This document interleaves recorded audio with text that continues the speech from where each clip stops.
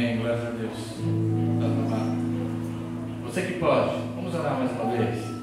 Estenda suas mãos para cá e vamos pedir para que o Senhor venha usar a vida do Fernando nessa noite, trazer aquilo que vem do alto para a minha e para a sua vida. Amém. Pai, nós já te louvamos, Senhor, através das orações, dos louvores, e nesse momento, Pai, iremos escutar, ouvir, Pai, e que nós possamos nos atentar e guardar aquilo que o teu filho Fernando irá trazer. Senhor, que o Senhor possa usá-lo grandemente nesta noite, Pai. Assim como já foi dito, Senhor, que nós possamos diminuir, que o Fernando possa diminuir e o Senhor crescer, Pai, na vida do Fernando neste momento e a cada instante da sua vida, Pai. Usa-o grandemente nesta noite, Senhor, que ele possa falar aquilo que vem do alto, aquilo que vem do Senhor para as nossas vidas, Pai. Edifica ele assim como eu creio que o Senhor já edificou e já falou, Pai, com ele, antes dele falar conosco, Senhor. Por isso entregamos o Fernando, Pai, nesta hora, nas tuas mãos.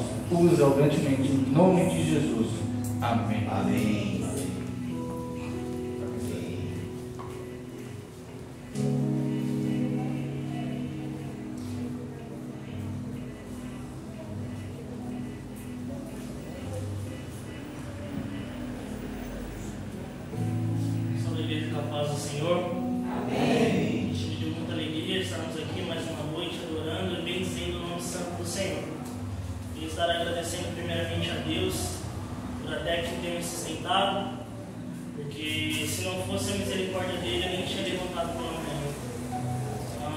Só de nós acordarmos pela manhã, abrirmos os nossos olhos e termos a força de levantar, já é um milagre do Senhor em nossas vidas.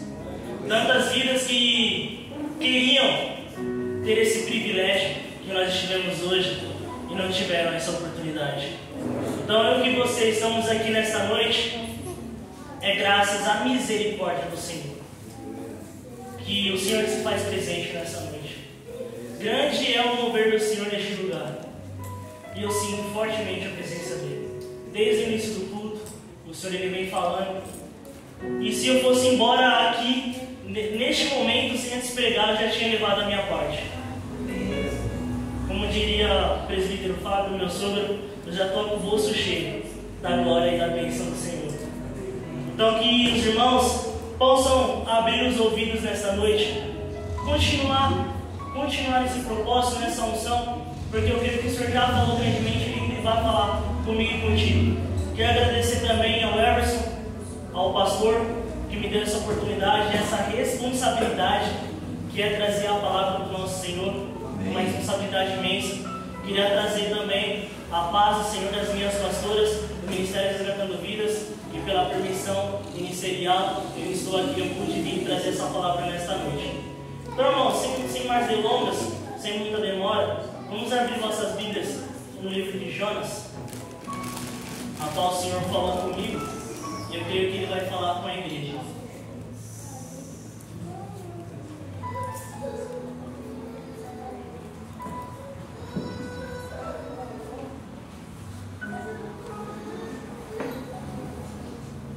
Jonas, primeiro versículo. A palavra do Senhor diz assim: E veio a palavra do Senhor a Jonas, filho de Amitai, dizendo: Levanta-te, vai à grande cidade de Nínive e clama contra ela, porque a tua malícia subiu até mim. E Jonas levantou para fugir diante da face do Senhor para Tarsis e da angústia. E descendo achou que um navio ia para Tarsis, pegou, pois, a sua passagem e desceu para dentro dele para ir com eles para Tarsis diante da face do Senhor. Irmãos, como foi dito aqui no início do culto, na palavra inicial, Deus ele tem um plano na nossa vida. Deus ele tem um plano na minha, Ele tem um plano na sua vida.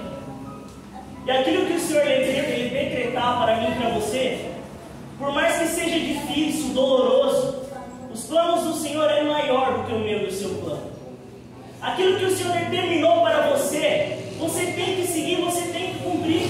Porque nós não sabemos nem o que vai acontecer daqui meia hora. Mas o Senhor, Ele já escreveu o seu nome no livro da vida. Ele sabe o que vai acontecer até o final, quando você fechar os olhos e descer a sepultura.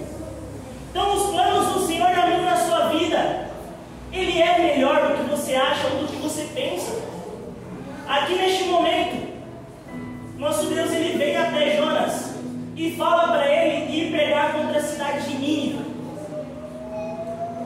E Jonas, ele simplesmente faz ao contrário, como foi dito agora no início do culto. Às vezes a carne, ela quer fazer aquilo que acomoda, aquilo que é satisfeito à carne. A carne, ela quer o comodismo, a carne, ela não quer aflições, a carne não quer desafios, ela quer que você fique acomodado, a carne não quer sofrer. E muitas das vezes o Senhor, a qual o caminho que Ele decretou para eu e você traçar, vai ser um caminho doloroso, um caminho tortuoso, mas creia, igreja, que no final do caminho tudo valerá a pena. Amém. Porque é para a glória do Senhor. Aquilo que o Senhor tem para mim e para você é maravilhoso. Porque Jesus, quando Ele morreu na cruz por mim e por você, Ele nos deu livre acesso ao reino do céu. Então, tudo que nós passarmos nesta terra não será nada comparado ao século vindouro. Então, aquilo que Deus decretar na minha e na tua vida, nós temos que acreditar, nós temos que obedecer. E ali Jonas, ele foge. Ele pega um barco, ele vai até Jope, pega um barco e vai distante, no sentido contrário a qual Deus tinha determinado. Ele vai até Tarsis. Tarsis ficaria praticamente do outro lado do planeta, realmente distante de onde Deus tinha mandado, achando que ele iria conseguir fugir do Senhor. E aí vamos ler aqui mais para frente o que vai acontecer com Jonas. Vamos aqui no versículo. Vamos lá, só um minuto. Vamos lá. E daí Jonas, ele entrou naquele barco. Pagou sua passagem, entrou no barco. Pegou aquele barco e Deus, Ele enviou um grande vento, a qual levantou uma grande tempestade. E aquele barco ali, que ele já estava a ponto de naufragar, por causa da grande tempestade que estava naquele barco, por causa de Jonas. Deus, Ele enviou um processo. É isso que acontece comigo e com você quando nós não obedecemos à vontade do Senhor. Tem consequências. A pessoa que é desobediente, Deus, Ele vai tratar com aquela pessoa. E é importante, igreja, que nós sejamos obedientes para não passar por processos, porque às vezes, pela nossa desobediência, outras pessoas próximas a nós também vai passar por esse processo, mesmo sem merecer. E foi assim que aconteceu no navio com aqueles marinheiros. Então eles estavam no barco, Deus manda aquele grande vento, levanta uma tempestade, o barco começa a balançar, o barco já começa as madeiras já começam a estremecer, o barco querendo naufragar. E Jonas a palavra diz que Jonas estava no fundo do barco, no porão, dormindo. O barco a ponto de naufragar e Jonas dormindo no barco. E ali a palavra diz que os marinheiros ali naquele barco, eles começam a jogar os alimentos que eles estavam levando para Tarsis, jogando no mar Mediterrâneo, para que o barco ficasse mais leve, para ver se eles conseguiam passar por aquela tempestade. E ali eles jogam todo o alimento que eles tinham para fora do barco, e mesmo assim a tempestade não cessava, o barco estava a ponto de naufragar. E aí eles começam a clamar aos seus deuses, aqueles deuses desconhecidos, porque aqueles homens, eles eram pagões, eles não conheciam o verdadeiro Deus, E aqueles homens, eles começam a pedir, cada um para o seu Deus, para que cessasse aquela tempestade. Mas nada fez com que parasse aquela tempestade, aquele vento forte. E ali eles vão atrás do único homem que não estava lá em cima, que eles deram falta de Jonas. E eles vão atrás de Jonas. E ali eles dizem para Jonas: agora no versículo 8: então lhes disseram: declare tu agora, por que razão nos sobreveio este mal? Que ocupação é a tua? E de onde vens? Qual é a tua terra? E de que povo tu és? Aí Jonas diz para eles: eu sou hebreu, e temo ao Senhor, o Deus do céu, que fez o mar e a terra seca.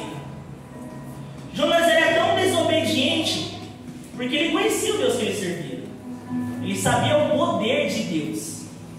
Ele disse aqui para aqueles homens que o Deus que ele servia era dono dos céus, que fez o mar e a terra. O quão grande era tão poderoso o Deus de Jonas. Só que mesmo assim, ele estava dormindo no barco a ponto do naufrágio. Você vê o tamanho da desobediência de Jonas. E a palavra nos diz que depois que Jonas disse aquilo para aqueles marinheiros, eles temeram. Eles temeram o Deus de Jonas, porque eles já tinham pedido para todos os deuses e nada faria cessar. E nada fazia cessar aquela tempestade. E aí eles dizem aqui, os marinheiros dizem para Jonas: o que te faremos nós para que o mar se acalme? Porque o mar se eleva e engrossa cada vez mais.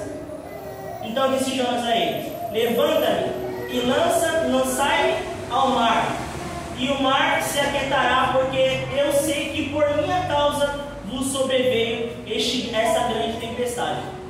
Irmãos, então aqui nesse momento cabe uma reflexão entre mim e você. Nesse momento, vamos dar uma pequena pausa para nós refletir a nossa vida. Examine você mesmo. Quem é você neste barco? Quem somos neste barco? Jonas ou os marinheiros? Jonas, ele estava fugindo do Senhor. O Senhor mandou ele fazer uma coisa, ele fez outra. Jonas, ele não queria fazer a vontade do Senhor. Jonas, ele fugiu dos projetos, dos planos, de tudo aquilo que o Senhor tinha determinado para a vida dele. Através da vida de Jonas, o Deus ia fazer um mover imenso. Através da vida de Jonas, ele queria salvar muitas pessoas. E Jonas, ele simplesmente fugiu, porque ele não queria fazer aquilo que o Senhor pediu para ele. Nós vamos ver mais à frente o que o Senhor queria que ele fizesse e por que ele fugiu. Quantas das vezes, irmãos, o Senhor manda nós fazer algo e nós não fazemos? O Senhor, ele trilha um caminho, ele traça um caminho para você, e muitas das vezes nós desviamos esse caminho. O Senhor manda em uma direção, e muitas das vezes pelas tribulações, pelas dificuldades, nós deixamos a carne falar mais alto, nós queremos nos acomodar, porque aquele caminho ao qual o Senhor decretou para mim e para você é um caminho árduo, é um caminho estreito, é um caminho que vai doer, é um caminho ao qual eu e você temos que deixar muitas coisas que aquilo alegra o nosso ego. Muitas das vezes nós somos Jonas, infelizmente. Mas muitas das vezes nós também somos os marinheiros, porque às vezes o Senhor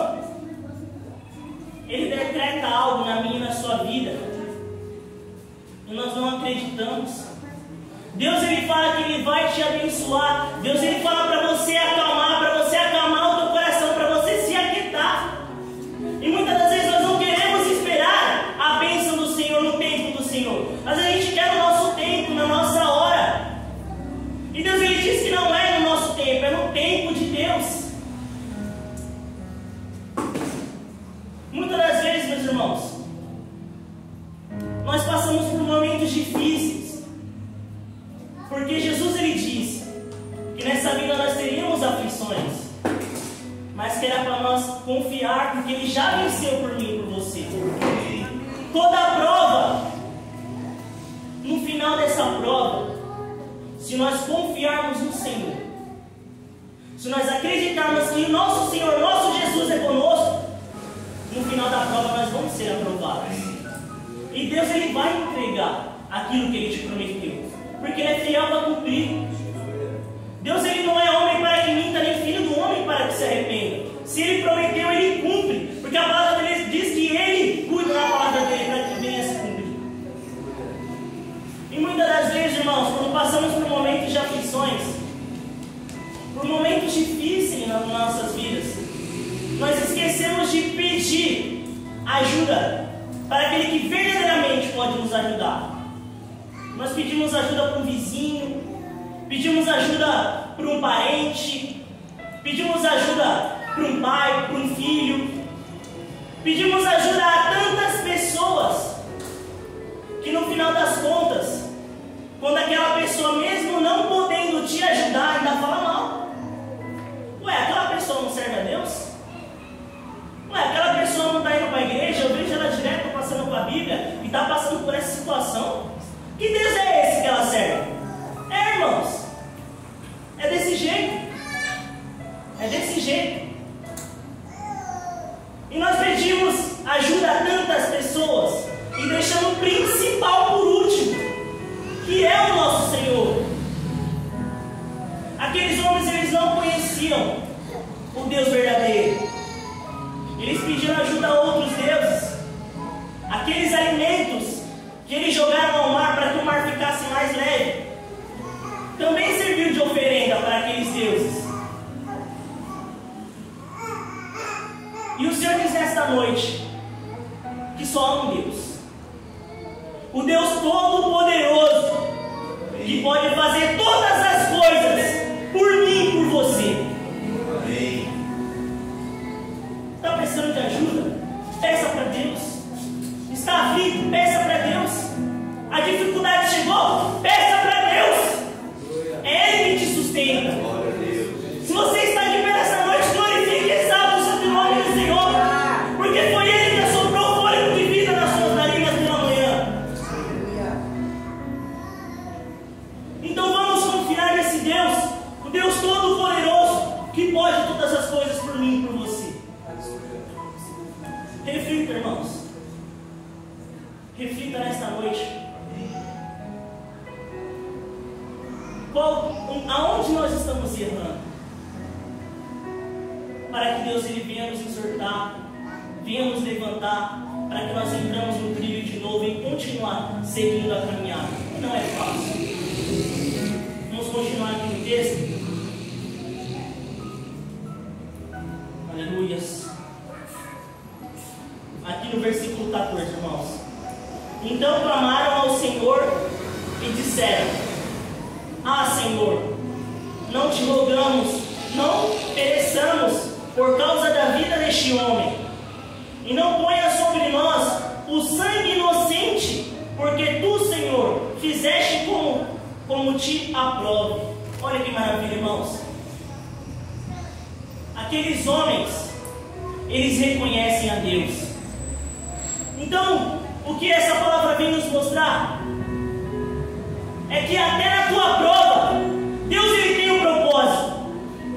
Até no seu momento de aflição, quando você acha que está no fundo do poço, Deus, Ele tem um propósito.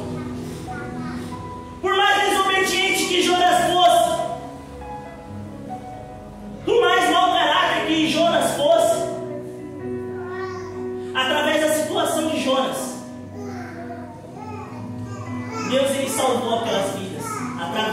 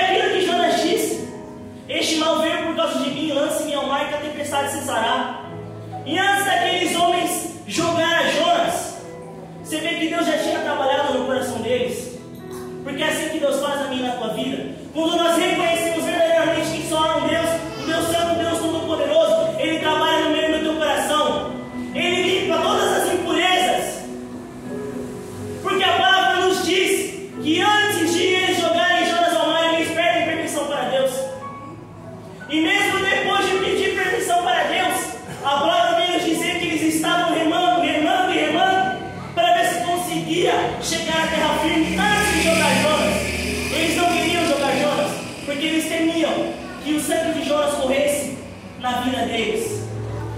Eles temiam que Deus poderia castigar eles por aquela vida jogada ao mar. Então, antes de eles jogarem Jonas ao mar, eles remaram para ver se conseguia chegar à terra firme. Mas a palavra diz que a tempestade era muito forte, o barco ia naufragar a qualquer momento, e eles lançam Jonas ao mar. E quando eles lançam Jonas ao mar, a palavra nos diz que vem um grande peixe e engole Jonas e leva até o fundo do mar, até o fundo do oceano. Então, irmãos, o que Deus vem dizer nessa palavra no dia de hoje? Que quando nós afastamos